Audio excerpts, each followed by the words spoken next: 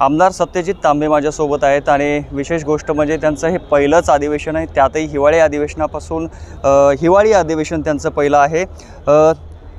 काय वाटतं, काय सांगाल तुमचा पहिला अनुभव, तेही नागपूरच्या हिवाळी अधिवेशनाचा एक आमदार म्हणून? आनंद आहे। आजपर्यंत नागपूरला कायमच माझं येणं जाणं संघटनेच्या कामाच्या निमित्ताने किंवा वेगवेगळ्या कामाच्या निमित्ताने राहिलेलं आहे आणि हिवाळी अधिवेशन देखील लहानपणापासून आम्ही पाहत आलेलो आहे। आज पहिल्यांदा इथे आमदार म्हणून येणं, याच्यातून एक हे अधिवेशन या नागपूरला का सुरू झालं असेल किंवा नागपूर करारामध्ये ह्याची तरतूद का केली असेल, याचा एक वेगळा अनुभव मला असं वाटतं की मला मिळतो आहे की वैदर्भीय जनतेला ज्या पद्धतीचा न्याय मिळाला पाहिजे, ती न्याय देण्याच्या भूमिकेतून जे अधिवेशन इथं सुरू झालं त्याचा एक वेगळा अनुभव मला मिळतो आहे। असं कधी तुम्हाला कधी असं वाटलं होतं का की तुम्ही आमदार म्हणून या विधिमंडळ परिसरामध्ये येणार आहात, किंवा असं कधी स्वप्न पाहिलं होतं का? स्वप्न नसतं, राजकारणामध्ये प्रक्रिया असते।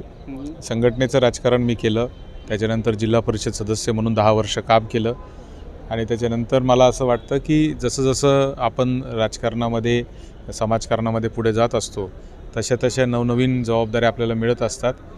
त्यामुळे मला खात्री होतीच की आज नाही तर उद्या आपल्याला ही जबाबदारी पार पाडावं लागणारच आहे। ह्या गोष्टीला मी पदाची प्रतिष्ठा मानण्यापेक्षा जबाबदारी म्हणून पाहतो। पहिल्यांदा तुम्ही विधिमंडळ सभागृह कधी पाहिलं होतं? कोण सोबत होतं तुमच्या? तो दिवस आठवतो का तुम्हाला? लहानपणी आम्ही नागपूरच्या अधिवेशनाला यायचो। माझे मामा बाळासाहेब थोरात आम्हाला अधिवेशनाच्या वेळेस घेऊन यायचे। मग शनिवार रविवार आम्ही ताडोबाला जायचो किंवा आनंदवनला बाबा आमटेंच्या आश्रमामध्ये जायचो किंवा असे जे बाकी जे सेवाग्रामच्या आश्रमाला जायचो, विनोबा भावेंच्या आश्रमामध्ये भेट द्यायचो। अशा जुन्या आठवणी या अधिवेशनाच्या आहेत। त्याच्यामुळं तसं पाहिलं तर नागपूरचं अधिवेशन हे पहिल्यांदा मी आमच्या मामांसोबतच पाहिलेलं आहे। अधिवेशन म्हटलं की बेंचवर बसण्याच्या व्यवस्थेपासून आपला बेंच पार्टनर कोण असतो, तिथे वरिष्ठ मार्गदर्शन करत असतात ज्युनियर आमदारांना, तसं तुमचा बेंच पार्टनर कोण होता? तुम्हाला पहिल्या भाषणाच्या वेळेस कोणी असं मार्गदर्शन केलं होतं? म्हणजे घरून मामाने केलं होतं की वडिलांनी केलं होतं, असं काय?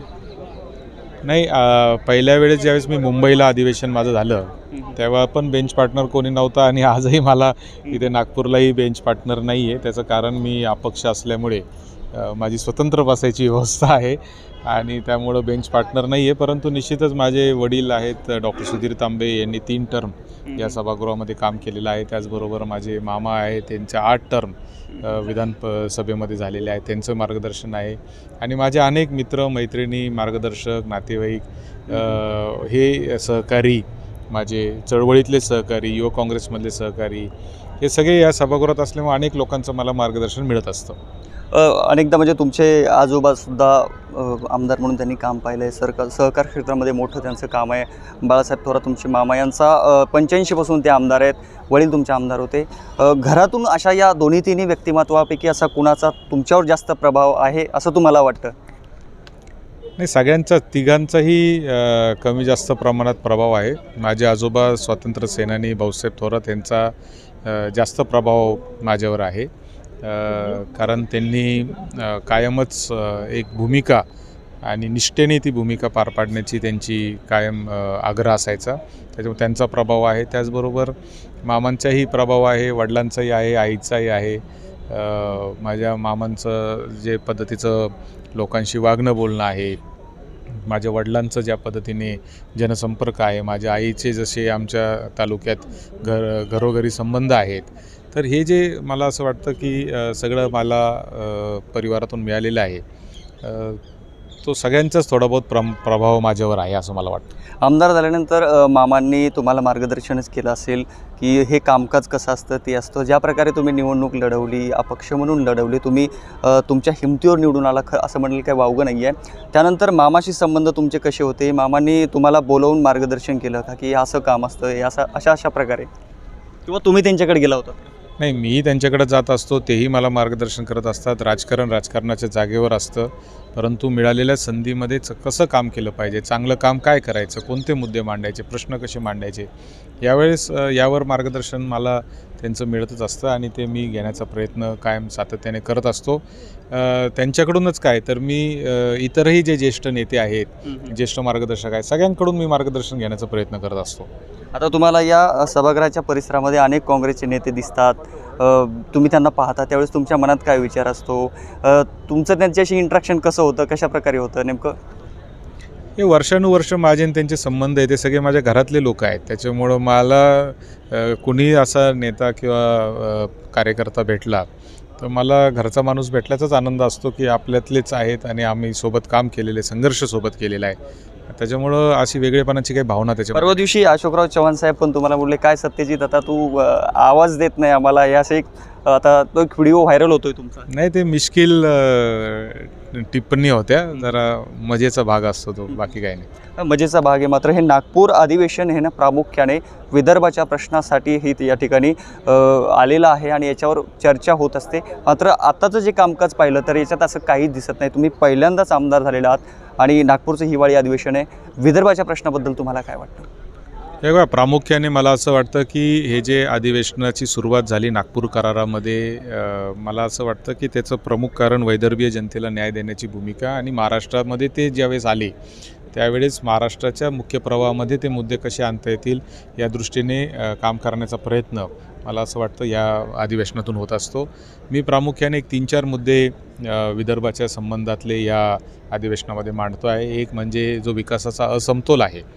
आपण पाहतो की महाराष्ट्रामध्ये पहिले 10 जिल्हे जे आहेत ते अत्यंत श्रीमंत जिल्हे झालेले आहेत. तर शेवटचे जे 10 जिल्हे आहेत ते त्यांची अवस्था अत्यंत वाईट आहे. ज्याच्यामध्ये विदर्भ, मराठवाडा आणि उत्तर महाराष्ट्रातल्या जिल्ह्यांचा देखील सहभाग आहे. म्हणजे गडचिरोलीसारखा असेल, नंदुरबारसारखा जिल्हा असेल, जिथं GDP अत्यंत कमी आहे. आणि दुसऱ्या बाजूला मुंबईसारखे, पुण्यासारखे जिल्हे आहेत की जिथं सगळा विकास एकाच ठिकाणी केंद्रित झालेला आहे. तर हा विकासाचा असमतोल करण्यासाठी केळकर समिती राज्य शासनाने नेमली होती. त्या केळकर समितीने काही अहवाल दिलेला आहे, त्याचं अहवाल स्वीकारला गेला पाहिजे. वैधानिक महामंडळं जे आहेत, विदर्भ वैधानिक महामंडळ असेल, उर्वरित महाराष्ट्र वैधानिक महामंडळ असेल, यांची पुन्हा स्थापना झाली पाहिजे. ह्या प्रमुख मागणीचा मी याच्यामध्ये मागणी करणार आहे.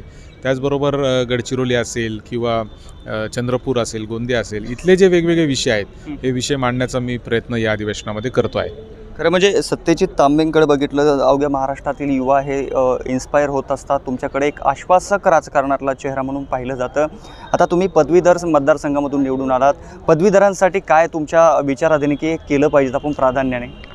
मला असं वाटतं की पदवीधरांना सगळ्यात महत्त्वाची जी गरज आहे ती म्हणजे आज त्यांच्या हाताला काम देणं.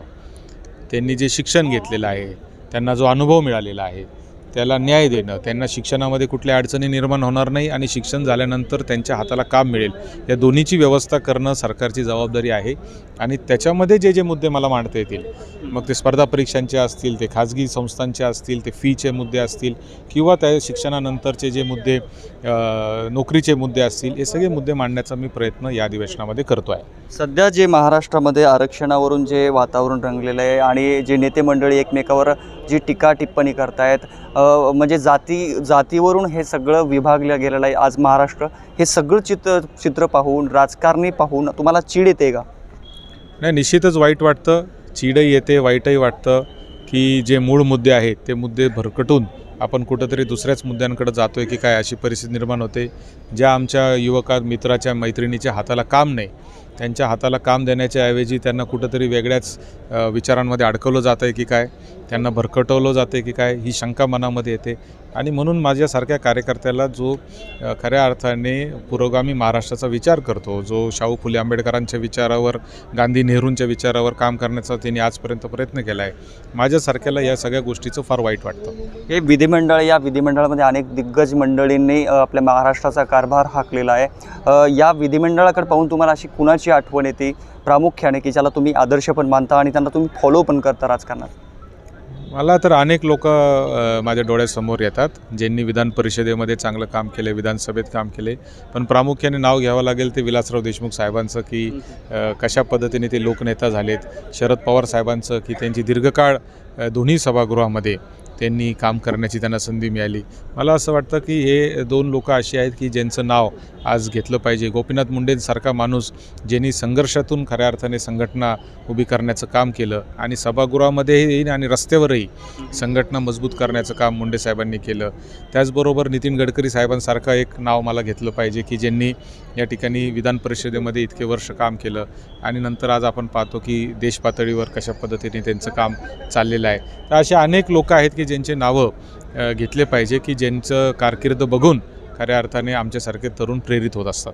सत्यजित तांबेंना आता एक काल्पनिकच आहे, एक मंत्री कॅबिनेट मंत्रिपदाचा तुम्हाला दर्जा मिळाला, मंत्रिपद मिळालं किंवा त्यापेक्षा पुढे जाऊन मी म्हणेल की मुख्यमंत्री जर तुम्ही झालात तर तुमच्या पुढे काय व्हिजन असेल महाराष्ट्रासाठी?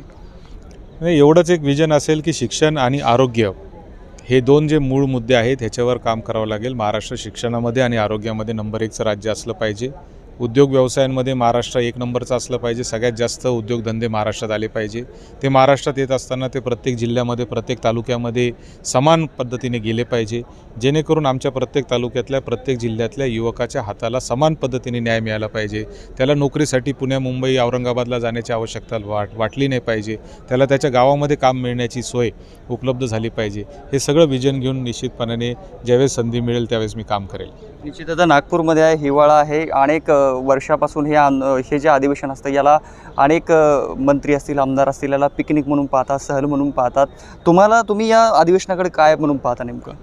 नाही, मी या अधिवेशनाकडं मुख्यतः एक पहिली गोष्ट तर एक अधिवेशन ज्याच्यामध्ये प्रामुख्याने बजेटच्या पुरवण्या मागण्या, त्याच्यानंतर असलेले साधारणतः पावसाळ्यानंतरचे हे अधिवेशन असतं, त्याच्यामुळे शेतकऱ्यांवरची जी काय परिस्थिती निर्माण झाली त्याची चर्चा करणे आणि त्याचबरोबर वैदर्भीय जनतेला कशा पद्धतीने न्याय देता येईल अशाच भूमिकेतून मी या अधिवेशनाकडे पाहत असतो. शेवटचा प्रश्न, नागपूरमध्ये सावजी मटण हे फार फेमस आहे, ते तुम्ही चाकणार आहात का? आणि त्या व्यतिरिक्त तुमचा फिरण्याचा काय सत्यजित तांबेंचा प्लॅन आहे?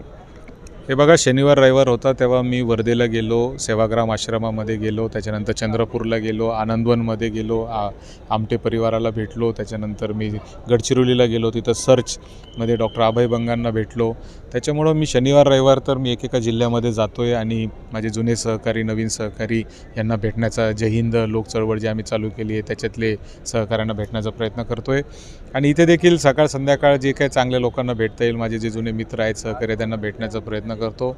आणि खवय्या तर मी आहेच, त्याच्यामुळं सावजी असेल किंवा तर्री पोहा असेल किंवा श्यामजीचा तर्री पोहा असेल किंवा चेकर्स कोल्ड कॉफी असेल, अशा अनेक मला इथले सगळे ठाव ठिकाणी माहिती आहेत की कुठं चांगलं जेवण मिळतं, कुठं चांगला नाश्ता मिळतो. तर सगळ्याचा आनंद घेण्याचा प्रयत्न मी करणार आहे. शेवटचा प्रश्न, मुलांना काय घेऊन जाणार आहे नागपूरवरून खास? आता एक काळ असा होता की हिवाळी अधिवेशनात लोक संत्रा बर्फी घेऊन जायचे, परंतु आता संत्रा बर्फी 12ही महिने मिळते आणि ती आता फक्त नागपूरलाच नाही तर हल्दीराम आता गल्लोगल्ली उघडलेलं आहे. त्याच्यामुळे संत्रा बर्फीचं तर काय त्यांना फार आता अप्रूप राहिलेलं नाही, परंतु चांगली संत्री घेऊन जाता आली तर ती घेऊन जाण्याचा प्रयत्न करेल. निश्चितच तुमच्या पुढील वाटचालीसाठी खूप खूप शुभेच्छा. आपण आमच्याशी बोलला त्याबद्दल धन्यवाद.